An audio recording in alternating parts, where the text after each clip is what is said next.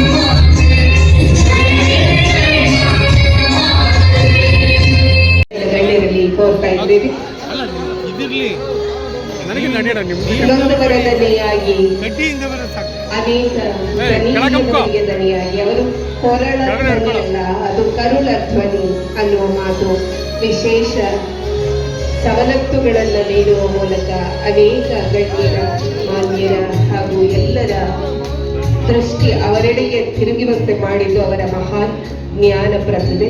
ಅವರು doctor B.R. Ambedkar, ವಿಶ್ವಜ್ಞಾನಿ doctor B.R. Ambedkar ಅವರು.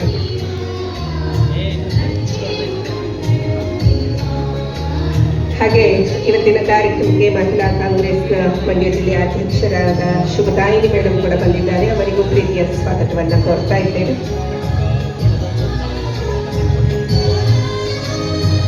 ಭಾರತ ರತ್ನ, ಸಂವಿಧಾನ ಪಿತಾಮಹ, ಅಸ್ಪೃಶ್ಯತಾ ನಿವಾರಕ, ದಲಿತ ಚೇತನ, ಅರ್ಥಶಾಸ್ತ್ರಜ್ಞ, ನೀರಾವರಿ ತಜ್ಞ, ಮಹಿಳಾ ವಿಮೋಚಕ, ಹೀಗೆ 10 ಹಲವು ಬಿರುದುಗಳಿಂದ ಬಿರುದಾಂಕಿತರಾದವರು ಡಾಕ್ಟರ್ B.R. ಅಂಬೇಡ್ಕರ್ ಅವರು. ಅವರ ಭಾವಚಿತ್ರಕ್ಕೆ ಪುಷ್ಪಾರ್ಚನೆ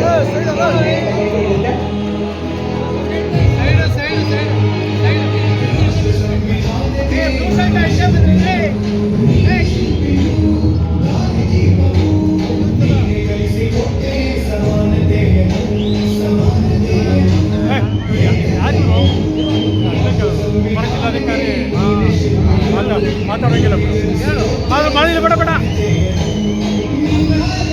ಅವ್ರು ನಿಂತ್ಕೊಂಡವ್ರು ಪರವಾಗಿಲ್ಲ, ಮಾಡಿದ್ರೆ ಪರವಾಗಿಲ್ಲ.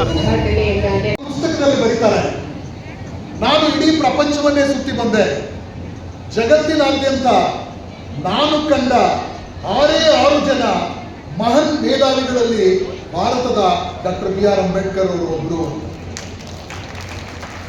ಅವರ ಕಾಲಘಟ್ಟದಲ್ಲಿ ಜಗತ್ತಿನ 6 ಜನ ಮಹಾನ್ ಮೇಧಾವಿಗಳಲ್ಲಿ ಡಾಕ್ಟರ್ ಅಂಬೇಡ್ಕರ್ ಅವರು ಒಬ್ರು ಅಂದ್ರೆ ಅವತ್ತಿಗೆ ಇದ್ದಂತ ರಾಜಕಾರಣಿಗಳಾಗಿರ್ಬೋದು, ನಾಯಕರುಗಳಾಗಿರ್ಬೋದು ಅಥವಾ ಬೇರೆ ಯಾವುದೇ ರೀತಿಯ ವ್ಯಕ್ತಿಗಳ ನಡುವೆ ಶಿಕ್ಷಣದಲ್ಲಿ, ವಿದ್ವತ್ತಿನಲ್ಲಿ ಅಂಬೇಡ್ಕರ್ ಅವರಿಗೆ ಸರಿಗಟ್ಟುವಂತಹ ಯಾವುದೇ ವ್ಯಕ್ತಿ ಇರಲಿಲ್ಲ.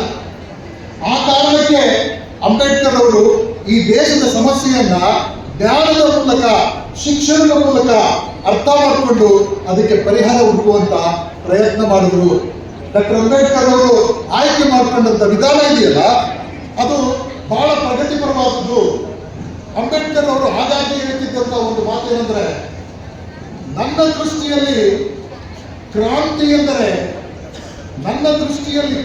ಎಂದರೆ ರಕ್ತಪಾತ ರಹಿತವಾದ ಆರ್ಥಿಕ ಮತ್ತು ಸಾಮಾಜಿಕ ಬದಲಾವಣೆ. ನನ್ನ ದೃಷ್ಟಿಯಲ್ಲಿ ಕ್ರಾಂತಿ ಅಂದ್ರೆ, ಇವತ್ತು ನಾವು ಕ್ರಾಂತಿ ಅಂದ್ರೆ ಏನಂದ್ಕೊಂಡಿದ್ದೀವಿ? ಜೋರಾಗಿ ಮಾತಾಡೋದು, ಸ್ಲೋಗನ್ ಕೂಗೋದು, ಒಡೆಯೋದು, ಬಡಿಯೋದು, ಹಿಂಸೆ ಕೊಡೋದ್ರ ಮೂಲಕ ಕ್ರಾಂತಿ ಮಾಡುವುದು ಅನ್ಕೊಂಡಿದ್ದೀವಿ. ಆದ್ರೆ ಅಂಬೇಡ್ಕರ್ ಅವರು ಹೇಳ್ತಾರೆ, ನನ್ನ ದೃಷ್ಟಿಯಲ್ಲಿ ಕ್ರಾಂತಿ ಎಂದರೆ ರಕ್ತಪಾತ ರಹಿತವಾದಂತ ಆರ್ಥಿಕ ಮತ್ತು ಸಾಮಾಜಿಕ ಬದಲಾವಣೆ. ಆರ್ಥಿಕ ಮತ್ತು ಸಾಮಾಜಿಕ ಬದಲಾವಣೆ ಯಾವಾಗ ಆಗ್ತದೆ? ಆರ್ಥಿಕವಾಗಿ ಈ ದೇಶ ಇವತ್ತಿಗೂ ನಾವು ಬೆಳೆದೋಗೋದು ಪ್ರಪಂಚದ ಆರ್ಥಿಕ ವ್ಯವಸ್ಥೆಯಲ್ಲಿ 4ನೇ ದೊಡ್ಡ ರಾಷ್ಟ್ರ ಆಗಿದ್ದೀವಿ. ಇನ್ನೇನು 3ನೇ ಸ್ಥಾನಕ್ಕೆ ಬಂದ್ಬಿಡ್ತೀವಿ. ಆರ್ಥಿಕವಾಗಿ ನಾವು ಬಹಳ ಪ್ರಗತಿ ಸಾಧಿಸಿದ್ದೀವಿ ಅಂತ ಹೇಳ್ಕೋಬಹುದು. ಆದ್ರೂ ಕೂಡ ಒಂದು ವೇಳೆ ನಿನ್ನೆ ಒಂದು ವರದಿ ಹೇಳ್ತದೆ, ಭಾರತ ದೇಶ ಅತ್ಯಂತ ಹೆಚ್ಚಿನ ಜನಸಂಖ್ಯೆಯ ಬಡವರನ್ನು ಹೊಂದಿರುವ ದೇಶ. 23.5 ಕೋಟಿ ಜನರು, 140 ಕೋಟಿನಲ್ಲಿ 23.5 ಕೋಟಿ ಜನರು ಬಡತನದ ರೇಖೆಗಿಂತ ಕೆಳಗಿದ್ದಾರೆ. ನಾವು ಶ್ರೀಮಂತರು ತಿಳ್ಕೊತೀವಿ. ಜಗತ್ತಿನ 100 ಜನ ಮಹಾನ್ ಶ್ರೀಮಂತರ ಪಟ್ಟಿಯಲ್ಲಿ ಮೊದಲ 10 ಜನ ಶ್ರೀಮಂತರು ಭಾರತೀಯರೇ ಆಗಿರ್ತಾರೆ. ನಮ್ಮ ತಲಾ ಆದಾಯ ಹೆಚ್ಚಾಗ್ಬಿಟ್ಟಿದೆ, ಭಾರತ ಇವತ್ತು ಸುಸ್ಥಿರವಾಗಿದೆ ಅಂತ ಜಂಬ ಹೇಳ್ತೀವಿ. ಆದ್ರೆ ಇವತ್ತಿಗೂ ಭಾರತದ 80% ಆಸ್ತಿಯನ್ನ ಕೇವಲ 5% ಜನ ಅನುಭವಿಸ್ತಾ ಇದ್ದಾರೆ. 95% ಜನ ಬಡತನದಲ್ಲಿ ಬೇಯ್ತಾ ಇದ್ದಾರೆ. ಇಂಥ ದೇಶ ಬದಲಾವಣೆ ಆಗಬೇಕು ಅಂತಂದ್ರೆ ಜನರು ಬದಲಾವಣೆ ಆಗಬೇಕು. ಜನರು ತಮ್ಮ ಹಕ್ಕುಗಳನ್ನು ತಿಳ್ಕೋಬೇಕು. ಜನರು ತಮ್ಮ ಜವಾಬ್ದಾರಿಗಳನ್ನು ಅರ್ಥ ಮಾಡ್ಕೋಬೇಕು. ಆ ಕಾರಣಕ್ಕೆ ನಾನು ಹೇಳೋದು, ಅಂಬೇಡ್ಕರ್ ಜಯಂತಿ ಕೇವಲ ಹಬ್ಬ ಆಗಬಾರದು, ಅದೊಂದು ಬರೀ ಮೆರವಣಿಗೆಯಾಗಿ ಚಪ್ಪಾಳೆಗಳ ಮೂಲಕ ಮರ್ತೋಗ್ಬಾರ್ದು. ಅದು ನಮ್ಮ ವಿಮೋಚನೆಯ ದಿನ ಆಗಬೇಕು. ನಾವು ಬಡತನದಿಂದ ವಿಮೋಚನೆ, ನಿರುದ್ಯೋಗದಿಂದ ವಿಮೋಚನೆ, ಜಾತೀಯತೆಯಿಂದ ವಿಮೋಚನೆ, ಅನ್ಯಾಯದಿಂದ ವಿಮೋಚನೆ ಆಗಬೇಕು ಅಂದ್ರೆ ಅಂಬೇಡ್ಕರ್ ಅವರನ್ನ ನಾವು ಅನುಸರಿಸಬೇಕು. ಅಂಬೇಡ್ಕರ್ ಅವರನ್ನ ಅರ್ಥ ಮಾಡ್ಕೋಬೇಕು. ಇವತ್ತು ಈ ದೇಶದಲ್ಲಿ ಹೆಚ್ಚು ಕಮ್ಮಿ 30-35 ಕೋಟಿ ಜನ ಅಸ್ಪೃಶ್ಯರು ಅಥವಾ ಅಲ್ಪಸಂಖ್ಯಾತರು ಒಳಗೊಂಡಂತೆ ದೇಶದ 60% ಅಂಬೇಡ್ಕರ್ ಅವರನ್ನ ಒಪ್ಪಿಕೊಳ್ಳಬೇಕಾದ ಜನ ಇದ್ದೀವಿ. ಆದಾಗ್ಯೂ ನಾವು ಸಾಧಿಸಬೇಕಾದದ್ದನ್ನು ಸಾಧಿಸುವಲ್ಲಿ ವಿಫಲರಾಗ್ತಾ ಇದ್ದೀವಿ ಅಂತ ಅಂದ್ರೆ ಅದಕ್ಕೆ ಕಾರಣ ನಾವು ಅಂಬೇಡ್ಕರ್ ಅವರನ್ನ ಅರ್ಥ ಮಾಡ್ಕೊಳ್ಳದೇ ಇರುವಂಥದ್ದು. ಅಂಬೇಡ್ಕರ್ ಅವರನ್ನ ಅರ್ಥ ಮಾಡ್ಕೊಳ್ಳೋದು ಅಂತ ಅಂದ್ರೆ ಅಂಬೇಡ್ಕರ್ ಅವರ ಬದುಕನ್ನು ಅರ್ಥ ಮಾಡಬೇಕು. ಅಂಬೇಡ್ಕರ್ ಅವರು ಪಟ್ಟಂತ ನೋವುಗಳನ್ನು ಅರ್ಥ ಮಾಡ್ಕೋಬೇಕು. ಅಂಬೇಡ್ಕರ್ ಅವರು ಬಳಸಿದಂಥ ಹೋರಾಟದ ವಿಧಾನಗಳನ್ನು ನಾವು ಅರ್ಥ ಮಾಡ್ಕೋಬೇಕು. 135ನೇ ಡಾಕ್ಟರ್ BR ಅಂಬೇಡ್ಕರ್ ಅವರ ಜನ್ಮ ದಿನಾಚರಣೆಯ ಕಾರ್ಯಕ್ರಮದ ವೇದಿಕೆ ಮೇಲಿರುವಂತಹ ಈ ಜಿಲ್ಲೆಯ ಉಸ್ತುವಾರಿ ಸಚಿವರು, ಕೃಷಿ ಸಚಿವರಾದಂತಹ ಚಲುವಾಯಿ ಸ್ವಾಮಿ ಅವರೇ, ಸಣ್ಣ ಕೈಗಾರಿಕಾ ನಿಗಮದ ಉಪಾಧ್ಯಕ್ಷರಾದಂತಹ ವಿಜಯಲಕ್ಷ್ಮಿ ರಘುನಂದನ್ ಅವರೇ, ಮೂಡ ಅಧ್ಯಕ್ಷರಾದ ಪ್ರಕಾಶ್ ಅವರೇ, ಸಕ್ಕರೆ ಕಾರ್ಖಾನೆಯ ಅಧ್ಯಕ್ಷರಾದಂತಹ ಶ್ರೀ ಗಂಗಾಧರ್ ಅವರೇ, ಶೈಲೇಂದ್ರ ಅವರೇ, CO ಅವರೇ, ADC ಅವರೇ, ನಮ್ಮ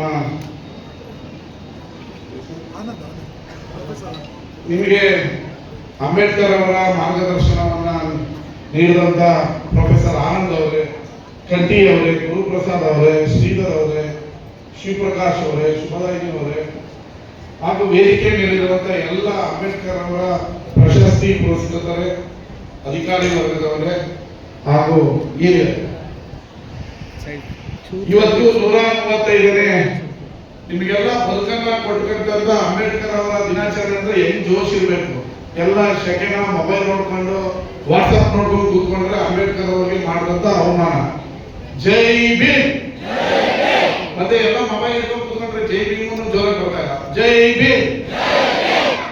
ಇವಾಗ ಅಂಬೇಡ್ಕರ್ ಅವರಿಗೆ ನಿಜವಾದ ದಿನಾಚರಣೆನ ಆಚರಣೆ ಮಾಡ್ತಾ ಇದ್ದಾರೆ ಅಂತ ಗೊತ್ತಾಗ್ತಾ ಇದೆ. ಇಲ್ಲಾಂದ್ರೆ ವಾಟ್ಸಪ್ ನೋಡ್ಕೊಂಡು ಕೂತ್ಕೊಂಡ್ರೆ ಅಂಬೇಡ್ಕರ್ ದಿನಾಚರಣೆ ರಜಾ ಅಂದ್ರೆ ವಾಟ್ಸಪ್ ನೋಡೋಣ.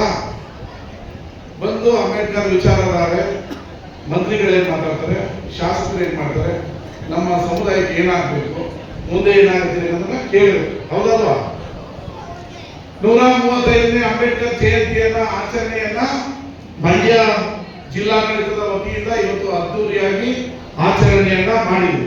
ಮಂಡ್ಯ ನಗರದ 3 ಕಡೆಯಿಂದ ಯುವಕರು, ಅಂಬೇಡ್ಕರ್ ಸೇನೆಯವರು ಮತ್ತೆ ನಮ್ಮ ಎಲ್ಲ ಅಂಬೇಡ್ಕರ್ ಅಭಿಮಾನಿಗಳು ಅನ್ನದಾನ ಮಾಡಿ, ಬೈಕ್ ರ್ಯಾಲಿ ಮಾಡಿ, ನಮ್ಮ DC ಆಫೀಸ್ ಕಚೇರಿ ನೋಡಿ ಅವನ ಒಬ್ಬನಿಗೆ ಅಂಬೇಡ್ಕರ್ ವಾದ ತಪ್ಪಾಗಿ ಜೋರಾಗಿ ಕೊಟ್ಟರು. ನೀವೆಲ್ಲ ಸುಮ್ಮನೆ ಇನ್ನೂ ಜೋಶಿಲ್ಲ.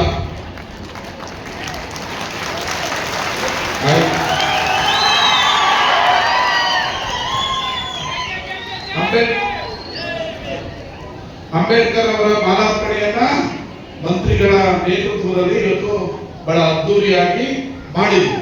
ಅಂಬೇಡ್ಕರ್ ಅಂದ್ರೆ ಯಾರು? ಅಂಬೇಡ್ಕರ್ ಅವರು ಇವತ್ತು ಬರೀ ದಲಿತರಿಗಲ್ಲ, ಇಡೀ ಭಾರತದ ಜನಸಮೂಹಕ್ಕೆ ಜೀವನವನ್ನ, ಬದುಕನ್ನ, ಕಾನೂನನ್ನ ನೀನ್ ಹೇಗಿರ್ಬೇಕು ಎಂಬ ನೀತಿಯನ್ನ ಹೇಳ್ಕೊಟ್ಟವ್ರು ಯಾರು? ಬರೀ ಅಂಬೇಡ್ಕರ್ ಜಯಂತಿ ಬಂದ್ರೆ ದಲಿತರು ಮಾತ್ರ ಅಲ್ಲ. ಇವತ್ತೊಂದು ಬೆಳಗ್ಗೆ ಹಿಂದೂ ಪೇಪರ್ ಓದ್ತಾ ಇದೆ, ಅಮೆರಿಕದಲ್ಲಿ 50 ರಾಜ್ಯ ಇದೆ, ನಮ್ಮಲ್ಲಿ ಎಷ್ಟು ರಾಜ್ಯ ಇದೆ? 30 ರಾಜ್ಯ ಇದ್ದಂಗೆ ಅಲ್ಲ, 50 ರಾಜ್ಯ ಇದೆ. ಅಲ್ಲಿ 42 ಕಡೆ ಅಂಬೇಡ್ಕರ್ ಜಯಂತಿಯನ್ನು ಆಚರಣೆ ಮಾಡಬೇಕು ಅಂತ ಅಲ್ಲಿನ ರಾಜ್ಯದ ಗವರ್ನರ್ಗಳು ಆರ್ಡರ್ ಮಾಡಿದ್ದಾರೆ. ಸೌತ್ ಆಫ್ರಿಕಾದಲ್ಲಿ ಅಂಬೇಡ್ಕರ್ ಜಯಂತಿ ನಡೀತಾ ಇದೆ, ಕೆನಡಾದಲ್ಲಿ ನಡೀತಾ ಇದೆ, ಯುರೋಪ್ನಲ್ಲಿ ನಡೀತಾ ಇದೆ, ಮಂಡ್ಯದಲ್ಲೂ ನಡೀತಾ ಇದೆ. ಅಂತಹ ಮಾನವತಾವಾದಿ ಅಂಬೇಡ್ಕರ್ ಜಯಂತಿಯನ್ನ ನೀವೆಲ್ಲ ಬಹಳ ಸಂತೋಷದಿಂದ ಆಚರಣೆ ಮಾಡ್ತಾ ಇದ್ದೀರಿ. ಅಂಬೇಡ್ಕರ್ ಅಂತ ಹೇಳಿದ್ರೆ ಇಡೀ ವಿಶ್ವಕ್ಕೆ ಕಾನೂನು, ಸಂವಿಧಾನವನ್ನ, ಮಾದರಿಯನ್ನ ತಂದುಕೊಟ್ಟವರು.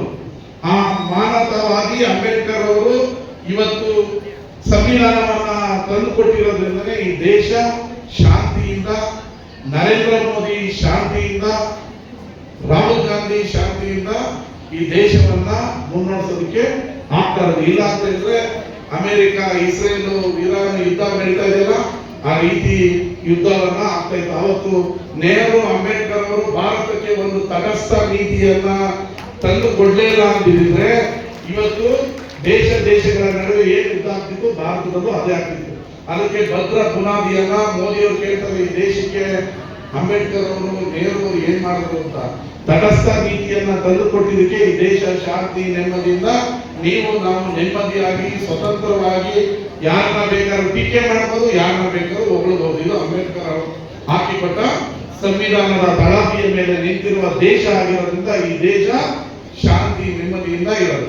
ಆದ್ರೆ ಅದನ್ನ ಕೆಲವರು ಸಂವಿಧಾನವನ್ನ ತಿದ್ದುಪಡಿ ಮಾಡ್ತೀವಿ, ಸಂವಿಧಾನವನ್ನ ರದ್ದು ಮಾಡ್ತೀವಿ, ಸಂವಿಧಾನಕ್ಕೆ ಕೊಟ್ಟಿರುವಂತ ಪವರ್ ಅನ್ನ ಕದ್ದಾಕ್ತೀವಿ ಅಂತ. ಆದ್ರೆ ಪ್ರತಿ ಅಂಬೇಡ್ಕರ್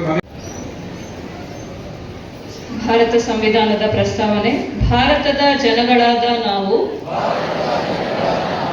ಭಾರತವನ್ನು ಒಂದು ಸಾರ್ವಭೌಮ, ಸಮಾಜವಾದಿ, ಸರ್ವಧರ್ಮ, ಸಮಭಾವದ, ಪ್ರಜಾಸತ್ತಾತ್ಮಕ ಗಣರಾಜ್ಯವಾಗಿ ರಚಿಸಲು ಮತ್ತು ಅದರ ಸಮಸ್ತ ನಾಗರಿಕರಿಗೆ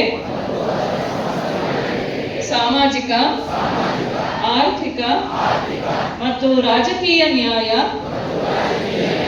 ವಿಚಾರ, ಅಭಿವ್ಯಕ್ತಿ, ವಿಶ್ವಾಸ, ಧರ್ಮಶ್ರದ್ಧೆ ಮತ್ತು ಉಪಾಸನಾ ಸ್ವಾತಂತ್ರ್ಯ, ಸ್ಥಾನಮಾನ ಹಾಗೂ ಅವಕಾಶ ಸಮಾನತೆ ದೊರೆಯುವಂತೆ ಮಾಡಲು ಮತ್ತು ವ್ಯಕ್ತಿ ಗೌರವವನ್ನು, ರಾಷ್ಟ್ರದ ಏಕತೆಯನ್ನು ಹಾಗೂ ಅಖಂಡತೆಯನ್ನು ಸುನಿಶ್ಚಿತಗೊಳಿಸಿ ಅವರಲ್ಲಿ ಭ್ರಾತೃಭಾವನೆಯನ್ನು ವೃದ್ಧಿಗೊಳಿಸಲು ಶ್ರದ್ಧಾಪೂರ್ವಕ ಸಂಕಲ್ಪ ಮಾಡಿದವರಾಗಿ ನಮ್ಮ ಸಂವಿಧಾನ ಸಭೆಯಲ್ಲಿ 1949ನೇ ಇಸವಿ ನವೆಂಬರ್ ತಿಂಗಳ 26ನೇ ತಾರೀಕಾದ ಈ ದಿವಸ ಈ ಮೂಲಕ ಈ ಸಂವಿಧಾನವನ್ನು ಅಂಗೀಕರಿಸಿ ಅಧಿನಿಯಮಿಸಿ ಅರ್ಪಿಸಿಕೊಂಡಿದ್ದೇವೆ. ಧನ್ಯವಾದಗಳು. ಕೂತ್ಕೊಳ್ಳಿ. ಆಡಳಿತದಲ್ಲಿ ಅದು ಒಂದು ಅವರ ಸಾಧನೆ ಎನ್ನುವುದನ್ನು ನಾವು ಒಪ್ಪಬೇಕು. ಇವತ್ತು ಅದೇನಾದರೂ ಸಂವಿಧಾನ ಇಲ್ಲದೇ ಇದ್ರೆ ಏನೆಲ್ಲ ನಮ್ಮ ಮುಂದೆ ಸಮಸ್ಯೆಗಳನ್ನು ಎದುರಿಸಬೇಕಾಗ್ತಿತ್ತೋ ಗೊತ್ತಿಲ್ಲ. ಇದು ಒಂದು ಕಡೆ. ಮತ್ತು ಶಿಕ್ಷಣ, ಅವತ್ತೇ ಅಂಬೇಡ್ಕರ್ ಅವರು ಹೇಳಿದರು, ಶಿಕ್ಷಣ ಒಂದು ಶಕ್ತಿ. ಶಿಕ್ಷಣ, ಅವರು ಶಿಕ್ಷಣದಿಂದಲೇ ಈ ಮಟ್ಟದ ಸಾಧನೆಯನ್ನ ಈ ದೇಶದಲ್ಲಿ ಪ್ರಪಂಚ ನೋಡುವಂಥದ್ದು ಮಾಡಿದ್ರು. ಆ ಶಿಕ್ಷಣದಿಂದ ಸಂವಿಧಾನ ಸಿಕ್ತು, ಸಂಘಟನೆ ಆಯಿತು, ಹೋರಾಟಕ್ಕೆ ಪ್ರಾರಂಭ ಮಾಡಿದ್ರು. ಪ್ರಜಾಪ್ರಭುತ್ವದ ಎಲ್ಲ ಹಕ್ಕನ್ನ ಪ್ರತಿಯೊಬ್ಬರು ಅನುಭವಿಸುವಂತ ಒಂದು ಪರಿಸ್ಥಿತಿ ನಿರ್ಮಾಣ ಆಯಿತು. ನಾವು ಇವತ್ತೇನಂತೀವಿ, ಶಿಕ್ಷಣ ಅಂದ್ರೆ ಓದಬೇಕು, ಒಂದಷ್ಟು ಯಾವ್ದಾದ್ರು ಉದ್ಯೋಗ ಬೇಕು. ಶಿಕ್ಷಣ ಉದ್ಯೋಗಕ್ಕೋಸ್ಕರ ಅಲ್ಲ. ಶಿಕ್ಷಣ ನಮ್ಮ ಬದುಕು ಕಟ್ಬೋದು, ಸಮಾಜ ಕಟ್ಬೋದು, ಈ ದೇಶದ ಪ್ರಜಾಪ್ರಭುತ್ವವನ್ನು ಉಳಿಸ್ಬೋದು, ಸಮಾನತೆಯನ್ನ ನಾವು ಒಟ್ಟಿಗೆ ತಗೊಂಡ್ಬೋದು. ನಾವೆಲ್ಲರೂ ಒಟ್ಟಿಗೆ ದೇಶ ಜನರ ಒಂದು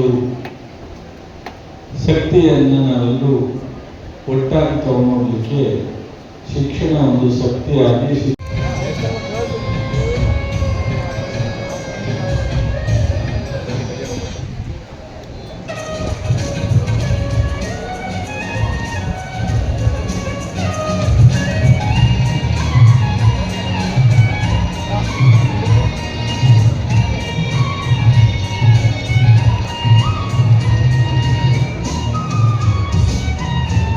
ಸನ್ಮಾನವನ್ನ ಸ್ವೀಕರಿಸಿದ ಡಾಕ್ಟರ್ ಟಿ ಆನಂದ್ ಅವರಿಗೆ ಹಾಗೂ ಎಲ್ಲರ ಒಂದು ಮಂಜುರಿಮ್ಮ ವಿನಯ್ ಅವರಿಗೆ ನಮ್ಮೆಲ್ಲರ ಒಂದು ಚಪ್ಪಾಳೆ ಬರಲಿ ಧನ್ಯವಾದಗಳನ್ನ ಅರ್ಪಣೆ ಮಾಡ್ತಾ ಇದ್ದೇವೆ.